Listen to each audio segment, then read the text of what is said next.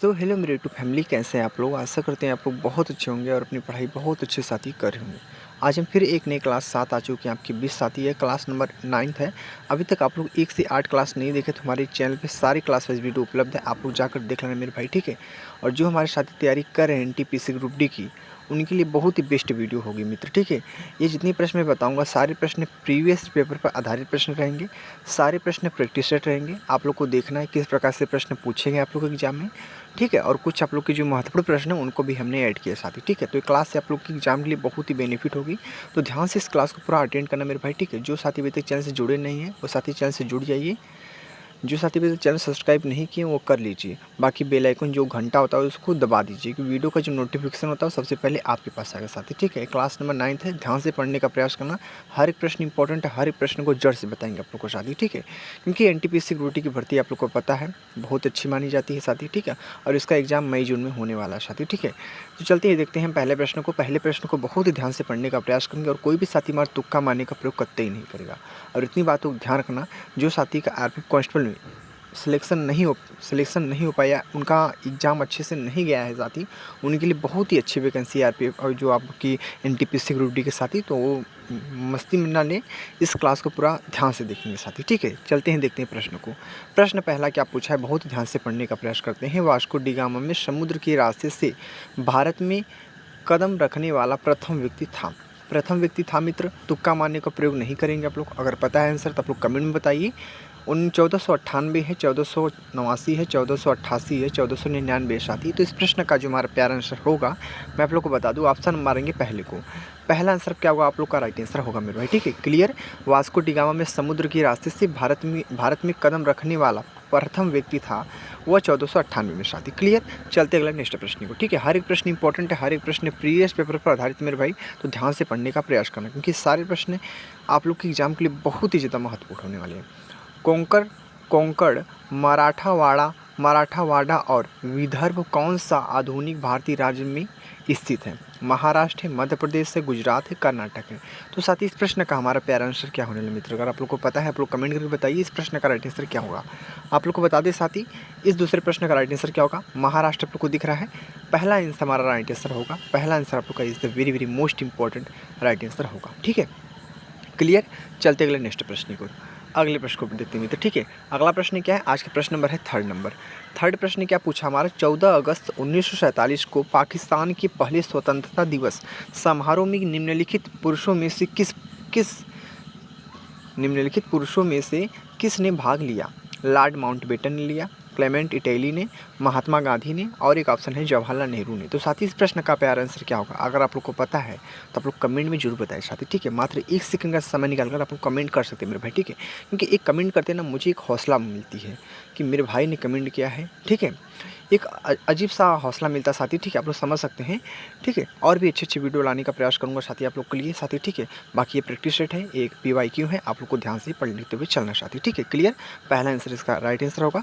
चलते अगले नेक्स्ट प्रश्न के मित्र, ठीक है। अगला प्रश्न पढ़ते हैं, आज का प्रश्न नंबर है 4th नंबर। 4th प्रश्न क्या है, वांडीवास का निर्णायक युद्ध किनके बीच लड़ा गया था। मित्र प्रश्न, हर एक प्रश्न इंपॉर्टेंट है, ठीक है। हर एक प्रश्न एग्जाम की दृष्टि से देखो तो सारे प्रश्न महत्वपूर्ण होने वाले हैं। वांडीवास का जो निर्णायक युद्ध था वह किनके बीच लड़ा गया था, अंग्रेज और फ्रांसीसी के बीच, अंग्रेज और आरकोट की नवाब, अंग्रेज और पुर्तगालियों के बीच, या अंग्रेज और डच के बीच। तो साथी बता दी, इस चौथे प्रश्न का जो हमारा प्यारा आंसर होगा, अंग्रेज और फ्रांसीसी के बीच लड़ा गया था। पहला आंसर हमारा राइट आंसर होगा। क्लियर। चलते अगले नेक्स्ट प्रश्न की ओर। अगला प्रश्न पढ़ते हैं, आज का प्रश्न नंबर है कौन सा, 5th नंबर। 5th प्रश्न क्या पूछा है, तृतीय गोलमेज सम्मेलन कब आयोजित किया गया था। तृतीय गोलमेज सम्मेलन कब आयोजित किया गया था, 1932 में, ठीक। 1932 से, 1947 से, 1940 से, 1920 से। तो प्यारे मित्र, इस प्रश्न का जो हमारा प्यारा आंसर होगा, पाँचवें प्रश्न का हमारा प्यारा आंसर आप लोग को मारेंगे 1932 को। ऑप्शन नंबर कौन सा, ऑप्शन नंबर ए वाला आप लोग का राइट आंसर होगा मित्र। क्लियर। चलते अगले नेक्स्ट प्रश्न को, आशा करते हैं हर एक प्रश्न ध्यान से पढ़ेंगे और सारे प्रश्न को नोट करेंगे साथी, ठीक है। इतनी बातों को ध्यान रखना। 6th प्रश्न क्या पूछा है, भारतीय राष्ट्रीय कांग्रेस का पहला अधिवेशन कहाँ हुआ, पश्चिम बंगाल, मुंबई, दिल्ली, पंजाब। तो साथ ही इस प्रश्न का राइट आंसर होगा मुंबई, आप लोग को दिख रहा है मुंबई, ठीक है। मुंबई आप लोग का राइट आंसर होगा। क्लियर। चलते अगले नेक्स्ट प्रश्न को। अगला प्रश्न क्या है, आज का प्रश्न नंबर कौन सा मेरे भाई, आज का प्रश्न नंबर 7 नंबर है साथी, ठीक है। एका आंदोलन की नेता कौन थी, एका आंदोलन की नेता कौन थे? वासुदेव थे, मदारी पाशी थे, भगत सिंह थे, गडकरी थे साथी। आपके पास सेम टू सेम डिट्टो प्रश्न ऐसे सेम सेम टकराएंगे साथी, ठीक है। जितने प्रश्न बता रहा हूँ ना, सारे प्रश्न आपके एग्जाम की दृष्टि बहुत इंपॉर्टेंट और इनमें से अधिकतर प्रश्न पूछे भी गए हैं साथी आपके एग्जाम में। चाहे आप लोग एनटीपीसी के एग्जाम दें, आप लोग चाहे ग्रुप डी का एग्जाम दें साथी, ठीक है। बहुत अच्छी वैकेंसी है, ठीक है।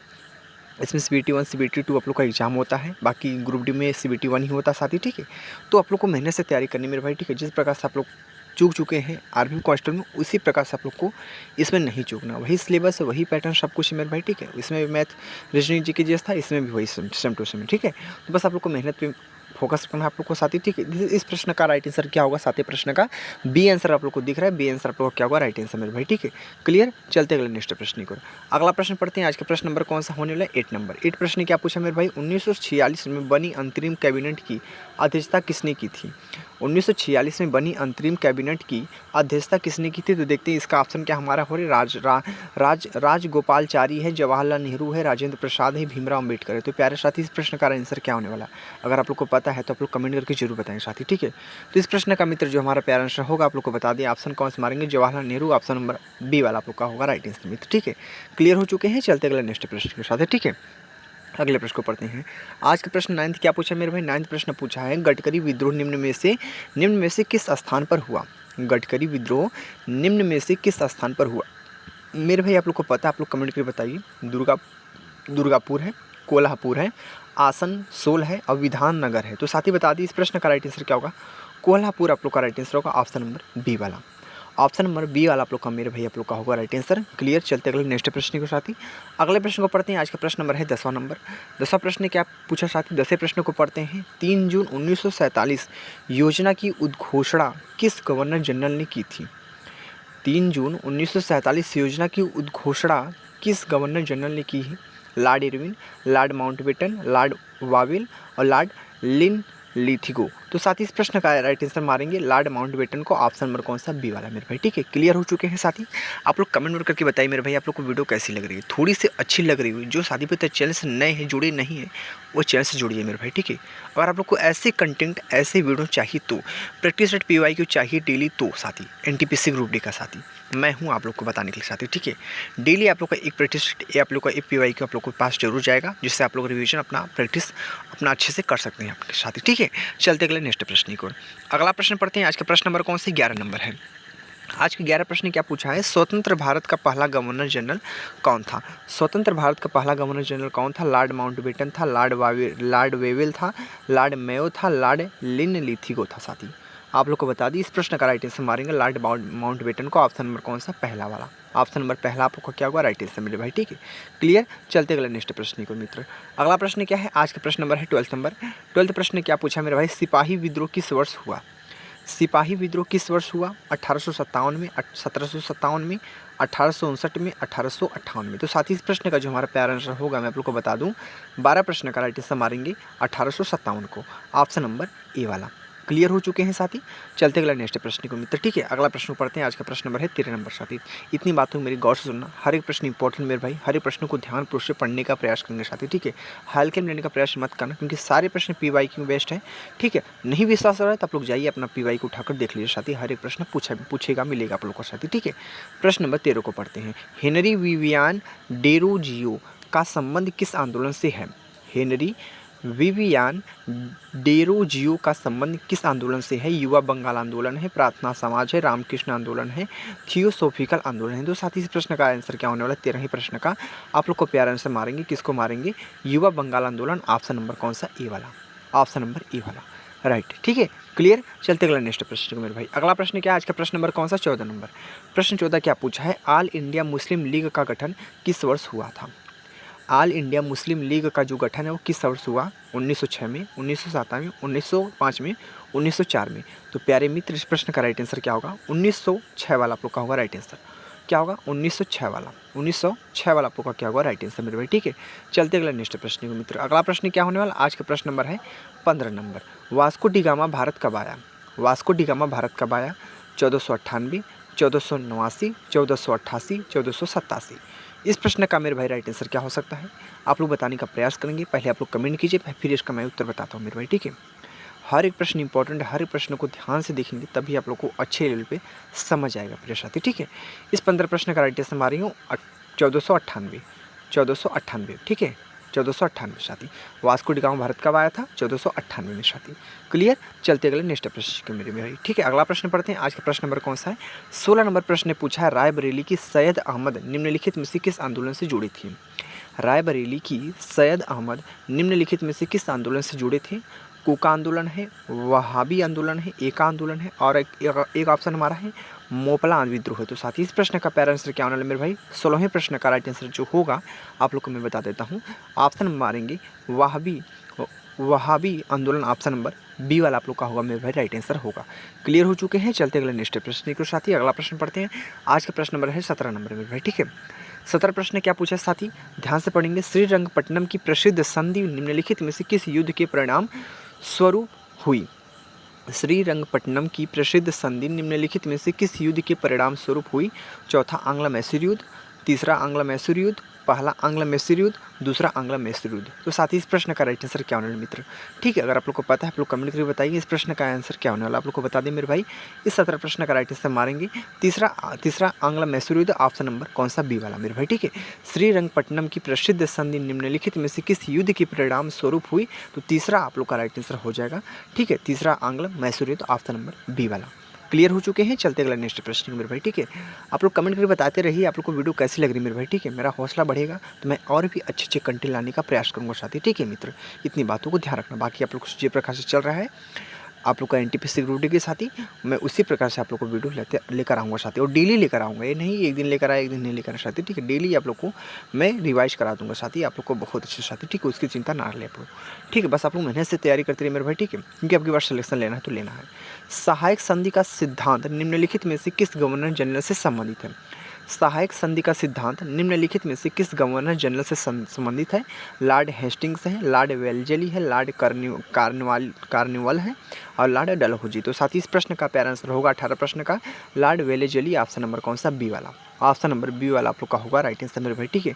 क्लियर। चलते अगला नेक्स्ट प्रश्न की ओर। आज का प्रश्न नंबर कौन सा होने वाला? 19 नंबर। 19 प्रश्न को पढ़ते हैं फिर इसके हम ऑप्शन को देखते हैं। बनारस में केंद्रीय हिंदू कॉलेज की नींव किसने रखी? बनारस में केंद्रीय हिंदू कॉलेज की नींव किसने रखी प्यारे साथी? देखते हैं क्या है। मदन मोहन मालवीय है, एनी बेसेंट है, मैडम एच.बी. ब्लावाटिस्की है, सरोजिनी नायडू है। तो साथी इस प्रश्न का आंसर जो होने वाले मेरे भाई आप लोग को बता दें, एनी बेसेंट आप लोग को दिख रहा है। एनी बेसेंट ऑप्शन नंबर कौन सा? ऑप्शन नंबर बी वाला। ऑप्शन नंबर बी वाला आप लोग का होगा मेरे भाई राइट आंसर। क्लियर मित्र। चलते अगले नेक्स्ट प्रश्न को, ठीक है। अगले प्रश्न को पढ़ते हैं। आज का प्रश्न नंबर कौन सा? अंतिम नंबर मेरे भाई, ठीक है। अंतिम प्रश्न है तो अंतिम प्रश्न को ध्यान से पढ़ेंगे सभी साथी। दूसरा गोलमेज सम्मेलन कब हुआ? दूसरा गोलमेज सम्मेलन कब हुआ? 1950 में, 1931 में, 1929 में, 1940 में। तो साथ ही इस प्रश्न का हमारा प्यारा आंसर क्या होगा मित्र? अगर आप लोग को पता है आप लोग कमेंट करके जरूर बताएं मित्र, ठीक है। तो इस प्रश्न का राइट आंसर मारेंगे 1931 को। 1931 का आप लोग का राइट आंसर होगा मेरे भाई, ठीक है। 1931 ऑप्शन नंबर कौन सा? ऑप्शन नंबर बी वाला मेरे भाई, ठीक है। तो देख लीजिए साथी, मैंने कितने कम समय आप लोग को पूरी 20 प्रश्नों को रटा दिया मेरे भाई, ठीक है। इतनी अच्छी से आप लोग को क्या चाहिए आप लोग बताइए साथी, ठीक है। सारे प्रश्न PYQ बेस्ड थे, सारे प्रश्न आप लोग के प्रीवियस पेपर पर आधारित प्रश्न साथी, ठीक है। और कुछ प्रश्न आप लोग के पूछे भी गए आप लोग के एग्जाम में मेरे भाई, ठीक है।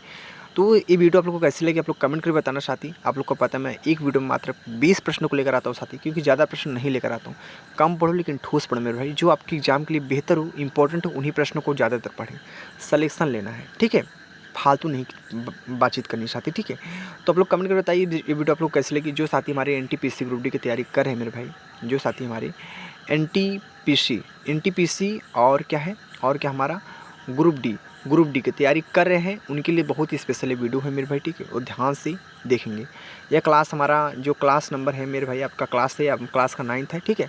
अभी तक आप लोग 8 क्लास 1 से 8 क्लास नहीं देखे तो हमारे चैनल पे जाएंगे, सारे क्लासेस वीडियो आप लोग को मिल जाएंगे, वहाँ पर लोग देखकर अपनी अच्छे से मजबूती से तैयारी कर सकते हैं, बहुत अच्छे साथी, ठीक है।